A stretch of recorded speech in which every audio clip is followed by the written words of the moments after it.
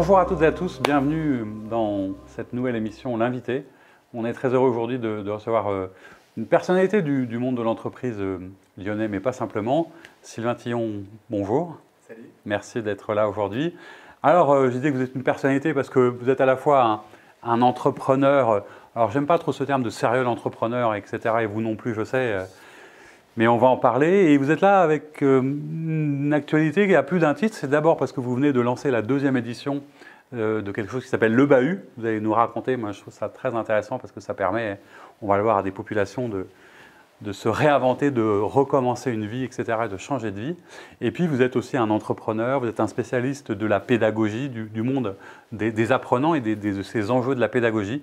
Donc, on va parler de tout ça ensemble et peut-être repartir pour ceux qui nous regardent un peu de votre parcours, parce que vous en avez parlé encore il n'y a pas très longtemps. Vous avez le privilège, alors je ne sais pas si c'est un privilège, parce que ça vient comment? Vous avez créé votre première boîte à 20 ans. Comment est-ce qu'on crée sa première boîte à 20 ans, en fait? Par hasard, évidemment. L'envie folle de créer un jour. Je m'étais dit, il me faut 10 ans, bosser dans une grosse boîte de conseil pour avoir l'expérience, l'expertise avant de créer ma boîte. Sauf qu'en première année d'école de commerce, on devait tous imaginer un projet virtuel et travailler dessus pendant 9 mois et faire des premières ventes virtuelles ou réelles. Et moi, je suis parti sur un projet de bijoux pour cheveux qui m'a terriblement plu. Il y a 2-3 choses à la fin qui ont fait que j'y suis allé pour de vrai. Un, il fallait que je trouve un stage à l'étranger, j'avais pas envie vraiment. J'avais pas d'opportunités sympas, pas de trucs fous. 2, j'avais fait des premières ventes. Je me dis, tiens, il y a peut-être un truc à faire.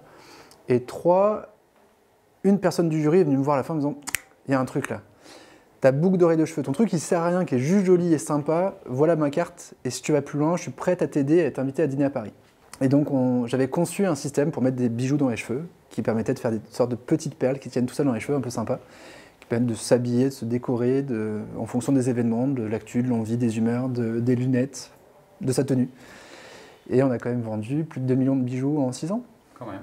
Un peu partout dans le monde, principalement en France. Donc la deuxième aventure, ça s'appelait comment du coup? Sydo, SYDO. Qui est une boîte qui existe toujours d'ailleurs. Et c'est intéressant parce que c'est une boîte qui est une référence dans le monde de l'innovation pédagogique, de l'apprenant, ce genre de choses. Quel est le métier de Sydo aujourd'hui? Aujourd'hui, agence de conseil en pédagogie innovante, où nous, ce qui nous éclate, c'est de lire, de détecter, d'analyser tout ce qui se fait un peu partout dans le monde pour transmettre ce qu'on a trouvé d'intéressant et que potentiellement on vienne nous chercher pour aider les entreprises à appliquer ça. Ce qui nous a fait beaucoup connaître, c'est aussi un coup de bol, on a essayé plein de trucs. Il y en a un qui a marché, Dessine-moi l'écho, une série de vidéos de 3 minutes qui explique le monde économique. Et donc on a produit deux premières vidéos, une sur la crise médiatique et une sur cette crise de la dette, ces 3 A qu'on perdait, qu'on a envoyé à plusieurs médias, à une vingtaine de médias, Challenge, Capital, Marianne, Alternative économique, et d'autres. Il n'y en a qu'un qui a répondu. C'était celui dont je rêvais, c'était un rêve de gosse. Enfin, c'était même pas un rêve, tellement c'était énorme, quoi. C'est Le Monde qui nous a dit, c'est pas con votre truc, on aime bien votre technique, ça nous plaît. Et donc pendant 9 ans, on leur a fourni une vidéo par mois gratuitement, qu'ils n'ont pas acheté, qu'ils ont diffusé aussi gratuitement sur le site lemonde.fr. Et qui, à l'époque, ces vidéos ont été refusées par l'Éducation nationale. On nous a dit ça marchera jamais, c'est pas un moyen noble d'enseigner la vidéo. Et aujourd'hui, elle se retrouve dans tous les manuels scolaires. Donc c'est assez marrant. Petite revanche personnelle, mais aussi une histoire qui montre, parce que c'est un des sujets qui est assez passionnant et puis qui va nous amener doucement vers le bahut, c'est comment est-ce qu'on apprend aujourd'hui. C'est à la fois comment est-ce qu'on apprend, comment chacun apprend, mais comment est-ce que les formateurs, les enseignants apprennent. Et là, quelque part, en plus aujourd'hui, avec ce contexte de digitalisation, d'enseignement à distance qui est quand même assez compliqué, toutes ces pédagogies apprenantes, ce qu'on a appris sur les neurosciences par exemple, etc., ça vous a permis de construire un corps de doctrine spécifique sur la manière de bien apprendre quelque part aujourd'hui. Sachant qu'on va avoir chacun une méthode optimale. Et quand je dis chacun, c'est chaque apprenant. L'idée, c'est comment multiplier les méthodes dans sa formation pour toucher un maximum de gens et qu'il y ait un maximum d'éléments qui soient ancrés et mémorisés. Et il y a autant de méthodes que d'apprenants. Et vous avez eu un nouveau challenge pour offrir, j'allais dire quoi, un espace à ceux qui voulaient trouver un premier emploi, à ceux qui étaient en reconversion, à ceux qui cherchaient du sens. Le bahut, c'est quoi d'abord le nom du bahut, en quelques mots, si on voulait comprendre le projet? C'est une école qui propose une formation courte en 3 mois, gratuite et financée par Pôle emploi, donc pour des personnes en recherche d'emploi, et qui garantit un premier boulot parce qu'on a le droit d'intégrer l'école que si on a signé une promesse d'embauche. Et nous, au bahut, là, sur cette deuxième promo, on a reçu par exemple 38 intentions d'embauche d'entreprise et qu'il fallait faire matcher avec des candidats qu'on a trouvés intéressants et qu'on a envoyés dans les entreprises. Donc il fallait inventer quelque chose. Alors c'était un sujet, un projet que vous aviez en tête, c'est pas simplement le confinement, mais je suppose que tout ça l'a accéléré, ou est-ce qu'il y a un lien entre les deux? Il y avait le rêve de gosse de créer l'école dans laquelle j'aurais aimé apprendre. Ça, c'est le truc de départ. Après, c'est devenu comment créer l'école idéale dans laquelle on va s'éclater à apprendre et s'éclater à transmettre. Et évidemment, le Covid a accéléré les choses, parce que les entreprises, autant il y avait un besoin latent, parce que chez Sido, ce sont nos clients, autant les boîtes se sont dit, en fait, il nous faut quelqu'un, un spécialiste en interne, et on ne peut pas travailler, sous-traiter tout. Et donc du coup, c'est vrai que le Covid nous a plutôt aidés, enfin le confinement plutôt que le Covid, parce que les entreprises se sont rendues compte que c'était un vrai métier. Alors vous avez une expérience, on va pouvoir en parler, c'est que vous venez de lancer la deuxième promotion, donc il y en a eu une première. Comment ça s'est passé la première? Qui avait dedans? Racontez-nous quelques personnages, quelques personnalités, parce qu'il y avait un peu de tout, de tous les horizons, de tous les univers. Et donc ils ont tous trouvé un boulot, c'est ça, puisqu'ils l'avaient au départ. Bon, on les a tous aidés à trouver un premier boulot, ou certains sont venus aussi avec un boulot qu'on leur a proposé, parce qu'ils connaissaient du monde et qu'ils avaient envie de se former là-dedans. Les envies sont très diverses. Ça peut être de jeunes parents qui voient que l'école dysfonctionne complètement dans la formation à distance. Et qui disent qu'il faut qu'on comprenne ça pour pouvoir aider nos enfants à mieux apprendre à distance et pour mieux former des futurs collaborateurs à distance. On a aussi des gens qui viennent du monde de la vidéo, du graphisme et qui disent faire la vidéo pour faire la vidéo, j'aimerais bien faire la vidéo qui a du sens. Donc une vraie recherche de sens, ou des gens qui ont très mal vécu leur formation interne et qui disent qu'il faut qu'on améliore complètement ça et qu'il faut que j'apprenne pour aider à améliorer ça. Donc les motivations sont très diverses, les profils aussi. On a une moyenne d'âge de 32-33 ans, enfin 33 ans première promo, 32 deuxième. Un niveau de diplôme qu'on ne regarde pas, mais on a du bac plus 8 comme du bac moins 2. Une maîtrise du français quand même, une envie folle, un début de compétences numériques où ils savent allumer un ordi et PowerPoint avant d'arriver chez nous.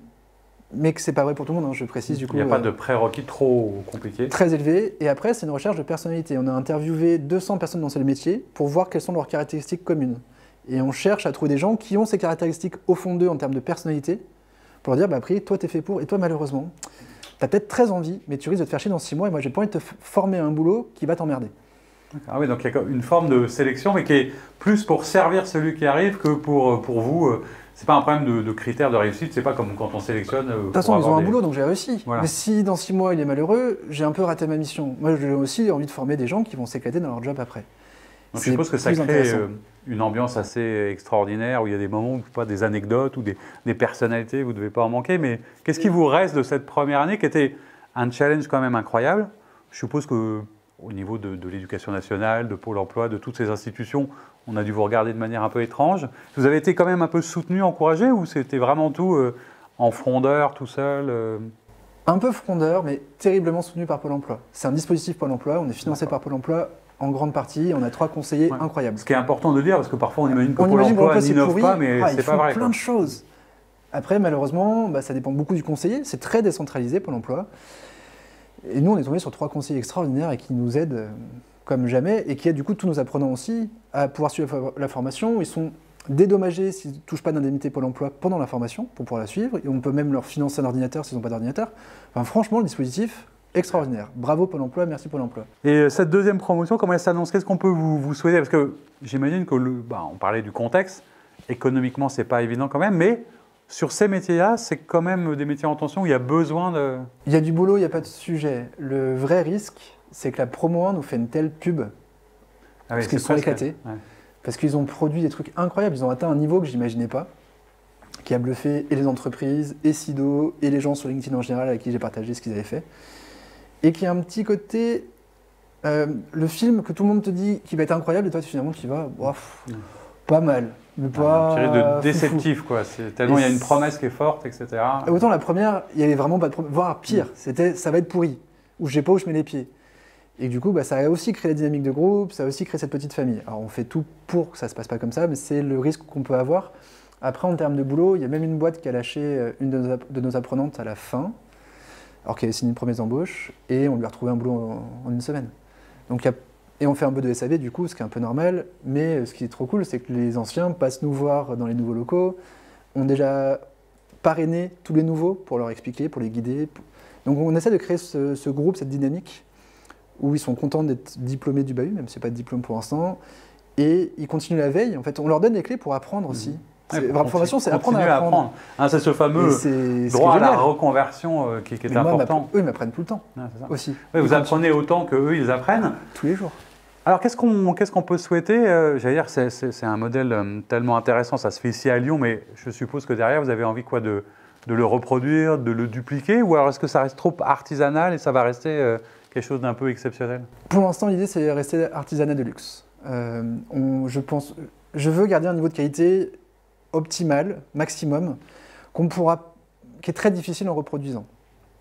Et pour l'instant, en fait, ça m'éclate. Je suis content de me lever le matin, et le but, c'est pas d'en faire 10. Après, on verra les opportunités, les rencontres, peut-être que ça peut être quelqu'un d'autre qui le fait ailleurs. Je partage à peu près tout là-dessus, et le modèle éco, et les gens Oui, on qui voit bossent. sur les réseaux, vous racontez vraiment plein de choses. Si les gens et vous veulent le donnez faire, toutes les infos.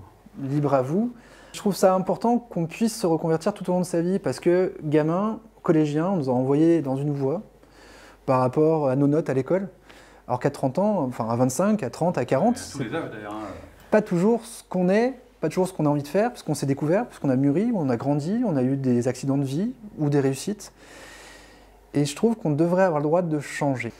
Et que ce modèle de former sur des métiers en tension, où on est sûr d'avoir du boulot, sur un format court, parce qu'on a condensé l'essentiel, et qui donne les clés pour continuer à apprendre derrière, hein, parce que ça ne va pas des experts au bout de 3 mois.